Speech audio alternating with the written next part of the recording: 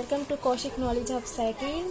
आज का हमारा टॉपिक है लोकतंत्र। पिछली वीडियो में हमने पढ़ा था लोकतंत्र के बारे में कि लोकतंत्र क्या है, उसकी डेफिनेशन क्या है तथा उसके विविध रूपों के बारे में, जिसमें से हमने राजनीतिक जो लोकतंत्र है उसके बारे में पढ़ लिया था।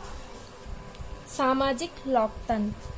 सामाजिक लोकतंत्र का एक प्रमुख लक्ष्य है सामाजिक क्षमता की भावना। मतलब सामाजिक लोकतंत्र वो समानता की प्रबलता पर बल देता है। सामाजिक क्षमता की भावना। सामाजिक लोकतंत्र का अर्थ है समाज में नस्ल, जाति, रंग, धर्म, भाषा आदि के आधार पर व्यक्ति में भेदभाव न हो। मतलब जो सामाजिक लोकतंत्र है वो चाहता है कि सभी मनुष्य को हर प्रकार से समान अधिकार प्राप्त हो, किसी भी चीज का भेदभाव न हो। लोकतांत्रिक समाज वह है जिसमें समानता के विचार की प्रबलता हो तथा जिसमें समानता का सिद्धांत प्रचलित हो। ये हंसा है, उसकी डेफिनेशन जो मोस्ट इम्पोर्टेंट है। जो हंसा है वो यही मानता है कि जो सामाजिक लोकतंत्र है, मतलब जो लोकतंत्र है वो समानता है, बिना समानता के लोकतंत्र नहीं है। अगर हमें समाज में लोकतंत्र को स्थापित करना है तो उसके लिए हमें दो बातें आवश्यक है।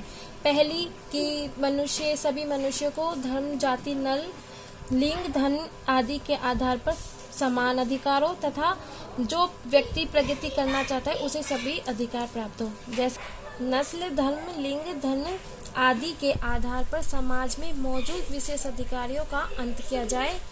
अतः सेकंड है सभी व्यक्तियों को सामाजिक प्रगति के समान अवसर प्रदान किए जाए। ये है सामाजिक लोकतंत्र को स्थापित करता है। आर्थिक लोकतंत्र। अर्थव्यवस्था के एक प्रकार के रूप में लोकतंत्र को आर्थिक लोकतंत्र कहा जाता है। मतलब आर्थिक लोकतंत्र को स्थापित करने के लिए हमारे जो देश में अमीरी और गरीबी की खाई है उसे दूर किया जाए। मतलब हमारे देश में तो उल्टा है, जो अमीर है वो अमीर होता जा रहा है और जो गरीब है वो गरीब होता जा रहा है। आर्थिक लोकतंत्र की स्थापना हमारे देश के लिए बहुत जरूरी है। एक भूख से मर रहे हैं व्यक्ति के लिए लोकतंत्र का कोई महत्व नहीं है। ये जवाहरलाल नेहरू की व्याख्या है। जिस प्रकार एक व्यक्ति है, ना तो उसके पास खाने के लिए खाना है, ना कोई अपनी आजीविका का साधन है, तो वो लोकतंत्र को नहीं समझ पाएगा। इसलिए हमें आर्थिक लोकतंत्र की स्थापना करना हमारे देश में बहुत जरूरी है। नैतिक लोकतंत्र। लोकतंत्र के प्रति नैतिक दृष्टिकोण को ही नैतिक लोकतंत्र कहा जाता है। मतलब देश में सभी के प्रति सदाचार की भावना हो और अहिंसा की स्थापना हो। इस रूप से नैतिक लोकतंत्र की सर्वोत्तम अभिव्यक्ति सन 1789 की फ्रांस की उदारवादी क्रांति, स्वतंत्रता, समानता एवं भाईचारे के नारे के रूप में हुई थी। फ्रांस में जो नारा दिया गया था, मतलब फ्रांस में जो क्रांति हुई थी उसमें एक नारा दिया गया था स्वतंत्रता, समानता, भाईचारा। वो नैतिक लोकतंत्र को चरितार्थ करता है। अब तक हमने पढ़ा था लोकतंत्र के रूप, अब हम पढ़ेंगे लोकतंत्र के सिद्धांत। लोकतंत्र के सिद्धांत 5 होते हैं।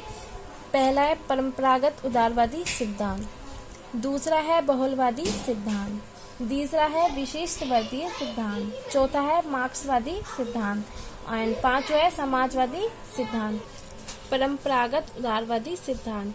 विचारक। जो परंपरागत उदारवादी सिद्धांत है उसके विचारक हैं लॉक, रूसो, J.S. मिल, T.H. Green, Montesquieu, Lincoln, Jefferson, Herbert Spencer आदि। इन्होंने ये परंपरागत जो उदारवादी सिद्धांत है ये हमें दिया है।